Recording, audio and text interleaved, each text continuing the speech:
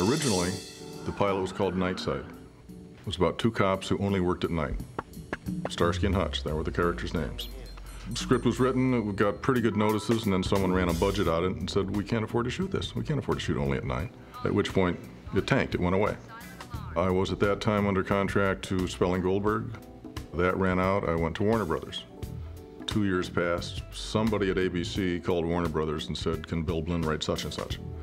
And whoever it was at Warner Brothers, and I don't know who, gave the guy at ABC some attitude about, no, you can't have Blinn because we got Blinn, whatever it was. And it ticked the guy at ABC off. He called Aaron and Len and said, can you take that old Nightside script and cut it down to 90 minutes and just blow off the night aspect of it? Aaron called me, I reread it, and I said, yeah, that can be done. That's pretty easy, actually. We did it, changed the title to Starsky and Hutch, and there we are. So some nameless executive at Warner Brothers who pissed off another nameless executive at ABC is largely responsible for this.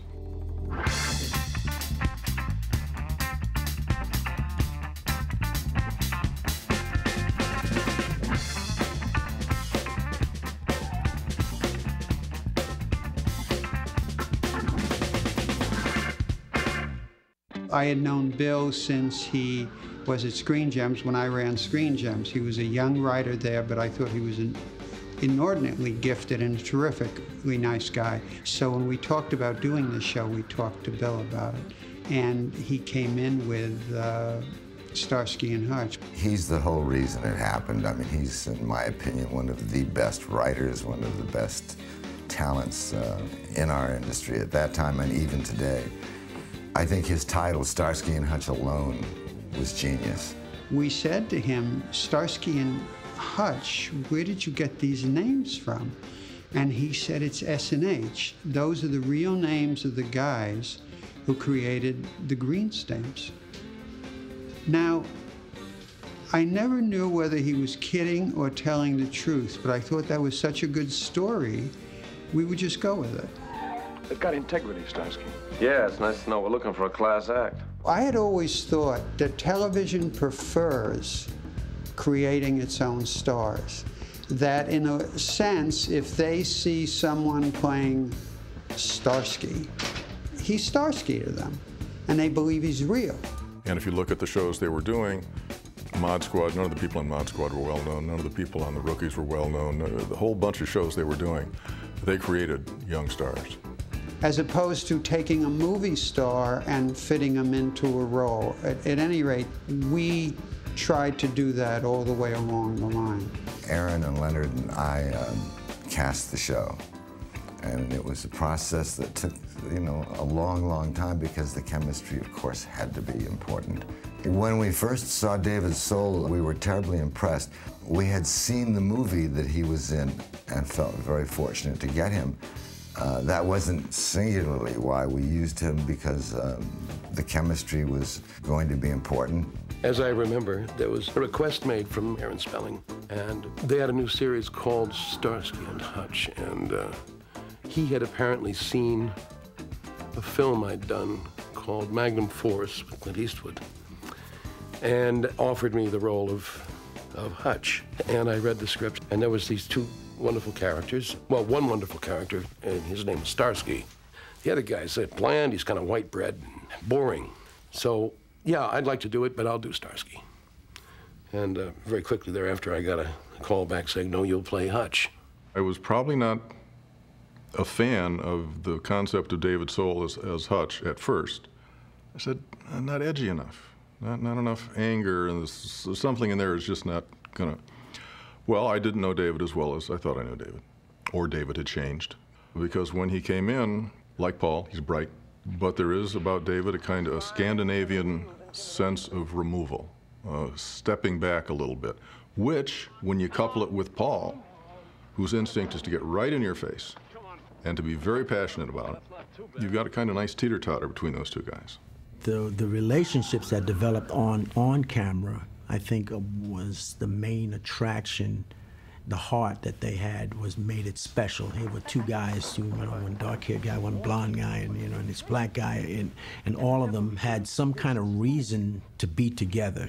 you know, to try, not just about solving the crime, but there was something else, that the humanity of and the caring between all of us, and particularly those two guys, that was a great attraction. We had this amazing ability to be able to not be looking at each other and know what the other one was doing. You know, in the first year, I kind of pulled out all the stops and played every trick I could play in terms of, you know, getting things. David would be kind of like, who's this puppy dog running around here? What's going on? And we found a really interesting dance between the two of us, and a sense of fun. In any kind of a television series situation, you have to leave room for the growth. Particularly in series, you're developing a relationship with an audience. It goes over a period of time. And so, obviously, your character is going to grow. And I think, to a large degree, producers and even the writers, you know, count on the regular people in the show to bring something of themselves to this thing. So there's, in that sense, it's wide open. You deal, baby, in about 10 seconds, or you got no deal. None at all. Along came this movie of the week, backdoor pilot, called Starsky Hutch. And I read it, and I thought, well, this will never make it to a series, and I need film on myself, so I'll go in. So on the particular day, I went, I had, in my house, I had this big copper bowl full of walnuts. So on my way out the door, I grabbed a few because I hadn't eaten. And I got down to Fox, and the place was full up. And so I sat on the floor, and I fell asleep. And when I was awakened, everyone was gone. And they said, are you here to read? I said, yeah. So I said, well, there's nobody else to read with you, but come in anyway. So I walked in, and I reached in my pocket, and I took 2 walnuts, and I cracked them, and I thought, okay, and I started eating them. They said, well, you want to read? I said, sure. So I read like a page and a half. They said, stop right there. And then the next day, they called me in to read with David. We were about to shoot. I think we were a week away from shooting, and we had cast David Soul as Hutch. We didn't have a Starsky. And then we brought in Paul Michael Glaser, and I remember putting them in the room in Aaron's office, and Aaron and I walked out of the room, but we watched from the doorway. And we watched the two of them interacting, and we watched their relationship. And I don't know, I guess we got really lucky. We just said, it works. Paul and I had such a good relationship right from the beginning. We looked for places to make it grow. Starsky and Hutch initially was, you know, 2 streetwise, hard-hitting cops, bachelor cops. And they were looking to make it sort of macho, chase the beautiful ladies around and chase the bad guys and get the girls and so forth. Well, that wears thin pretty quick. These shoes you bought me. Yeah? They're killing my instep. Instep. Instep.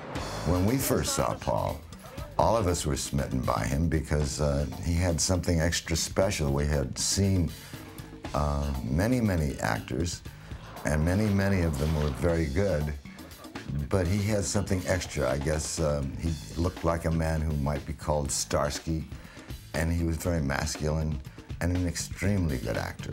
What Paul brought to the table was intelligence.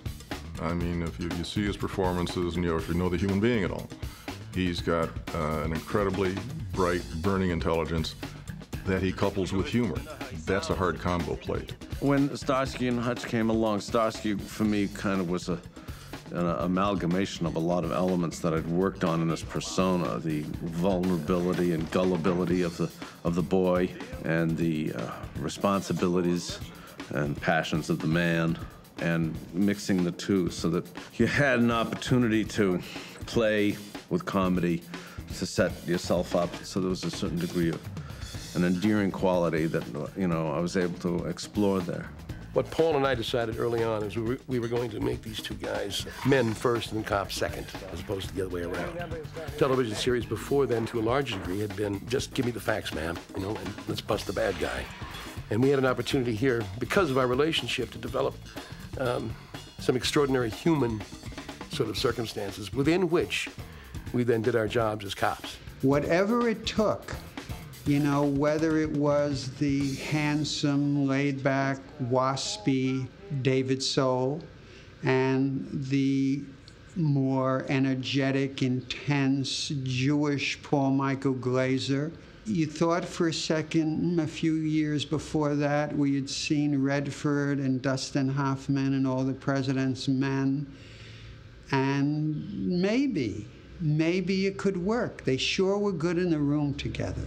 They had a very unique quality that maybe they weren't like that in real life, but on stage, the quality they had was great intensity for what they were doing. They wanted to be the best cops in the world, and they were very good friends, very caring about each other. They were very emotional with each other. They touched each other. There were a lot of articles written that maybe they were gay. Maybe they really loved each other more than just two guys loving each other. That wasn't true, because they were very healthy guys. Now, that's very, very unusual for police drama, particularly in those days. A lot of it grows out of the process, you know, in terms of what David and I may bring to something and what that sparks an idea in the producer's head or in the writer's heads, and then they start writing towards that, and then we look at a situation and we say, you know, the reality of the situation is Paul, would feel this way, and David said, I'd feel this way, and before we know it, we've got ourselves an emotional scene. Both guys, both characters, were, in essence, people who loved their job and hated the system.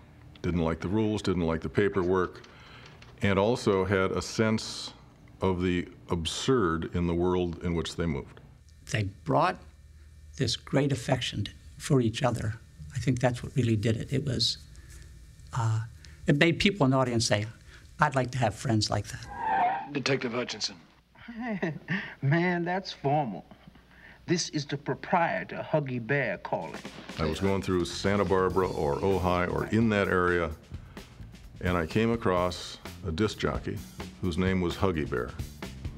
Now, I don't know if he was a bootleg jockey, some kid out of a garage, or if he was a real guy working out of a station. To this day, I don't know. I do know when I heard the name Huggy Bear, somehow that presented you with a character. Well, I was a hungry actor from New York, and it really started with some coincidences. I was cast in a film called Across 110th Street, but the director was Barry Shear, and Barry Shear ended up being the director of the pilot for Starsky and Hutch. We were looking to find a very unique character to play Huggy Bear. I think he had 1 or 2 scenes in the pilot, and when we tested the pilot with the audience, he tested as high as Starsky and Hutch. He just, again, clicked because he was such an unusual guy.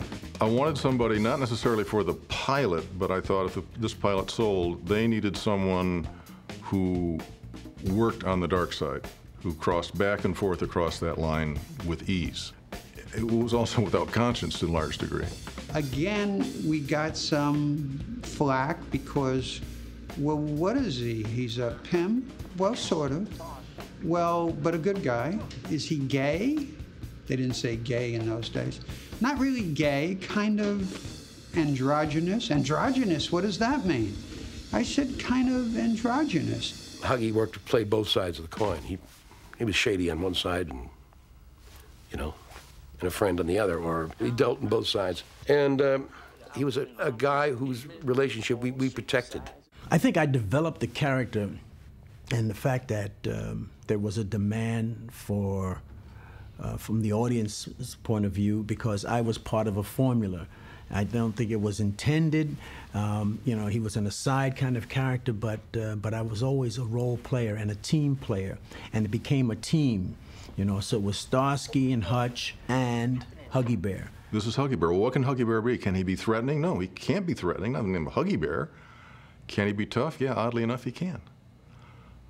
Is he standard issue anything? No, not with the name of Huggy Bear, he ain't. And somehow that fleshed it out. And then Antonio, he just went into that part with both feet and all his heart. I mean, he loved what he was given to do, and he did it with great style. My stuff was usually more lighthearted and either in the tag of the show or at some point, but I think Huggy Bear brought another sense of comic relief, humanity, a little bit of the dark side. You didn't know whether or not this guy was good or bad, and so it had an appeal.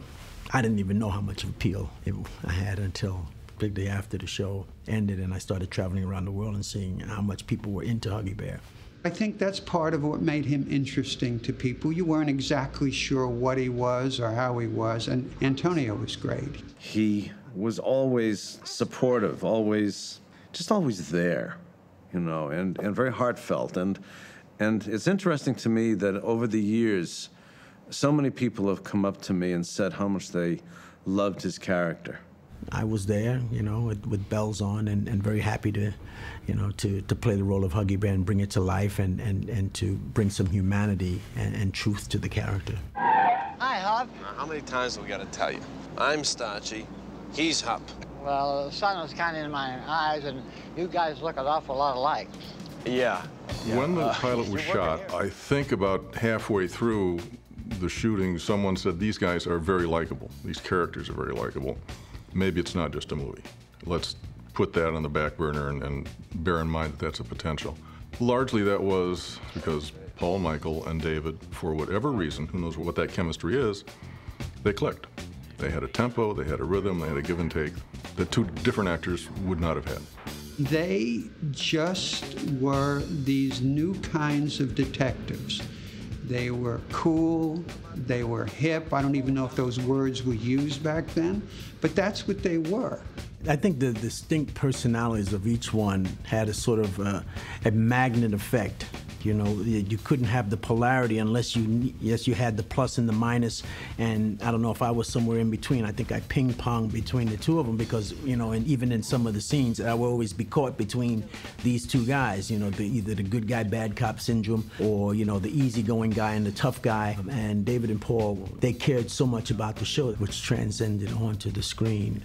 At this time, in terms of television, there was a lot of Dragnet, there was a lot of Racket Squad, there was a lot of serious, straightforward, by-the-numbers cops whom we could always count on, who never made mistakes and who pretty much went by the book. Once we made the discovery that most cops aren't like that, most human beings aren't like that, and we were able to have fun within the channel of a cop show, that gave the show its own imprint. David and I had our most fun, I think, when we'd goof on it, you know. I'd have to fight a big guy, and I go, well, how am I going to fight this big guy? So I figure out some way to step on his toe or do something silly. We'd have these undercover routines, and so we'd goof on those. You know, we had the tags of the show, which was always our favorites because we'd get to, you know, kind of cut loose. Innovation and exploration and all these things that make what you do fun, you have to earn those. You have to earn the right to do it. You don't start out by improvising this stuff. It's planned. You have 6 or 7 days to shoot. You have this many pages to finish in a day. But if you can do that, and you can bring a value to that, it now allows you the freedom.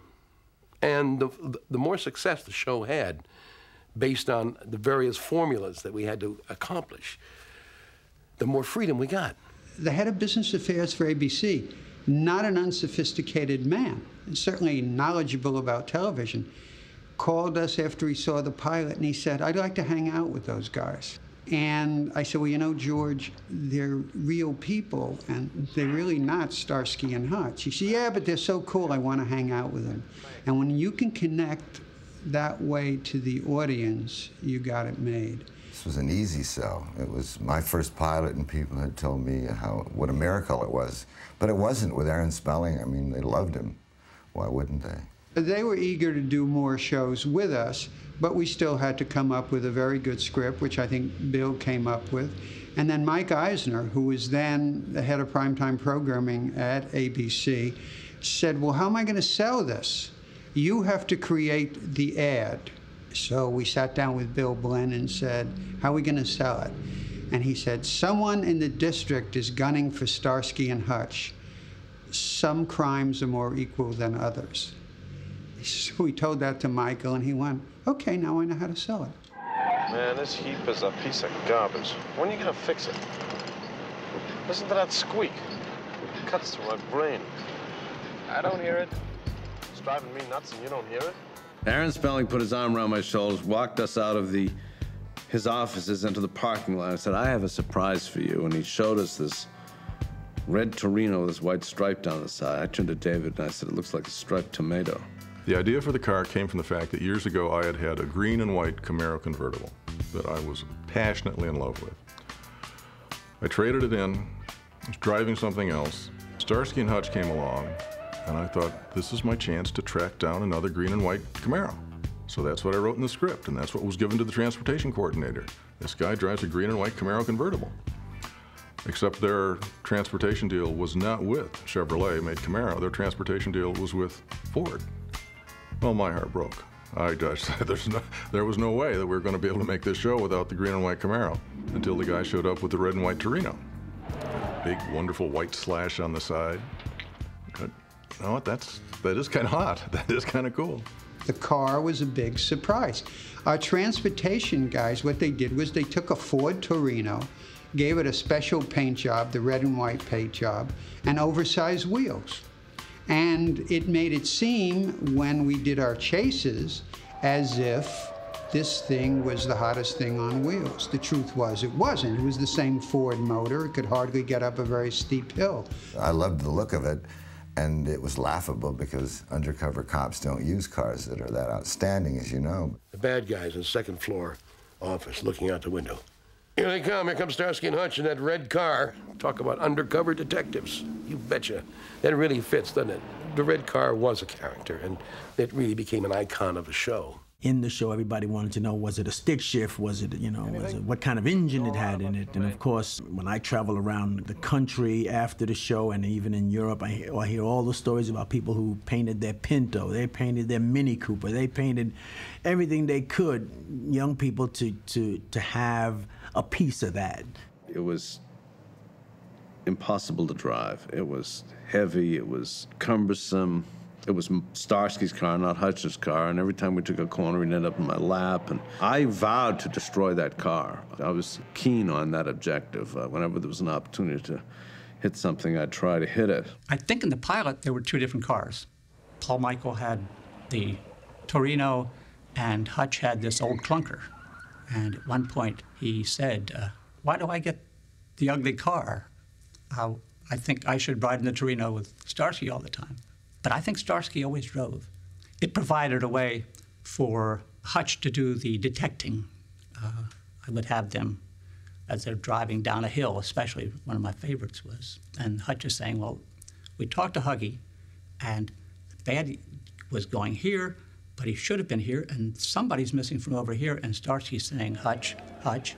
He said, don't bother me. I think I've got the handle on what this is doing. Hutch, I need it, Hutch. And Hutch said, what is it? And he said, we don't have any brakes. Starsky, we're picking up speed. You ought to be a detective. Hit the brake. What the hell are you trying to do?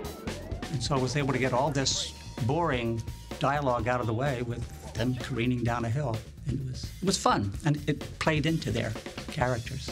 The show was on for about a month or so, and we got a call from the Ford Motor Company, who supplied all our cars for all our shows. And they said, guys are coming into the Ford dealerships and they want to buy the Starsky and Hutch car. What the hell is the Starsky and Hutch car? And so we told them what we had done. So they made a special edition with the paint job. It was a Ford Torino. Why that car became such a trademark for the show, I truly don't know. There's some things. Why did this happen? Why is this person so terribly effective? The same thing is true, I don't know. Who knows? If we'd had the green and white Camaro, it might not have worked. I have no idea. But I know it's, I mean, there are people, there are websites, that are involved with red and white Torinos of that era. And it's just got an impact.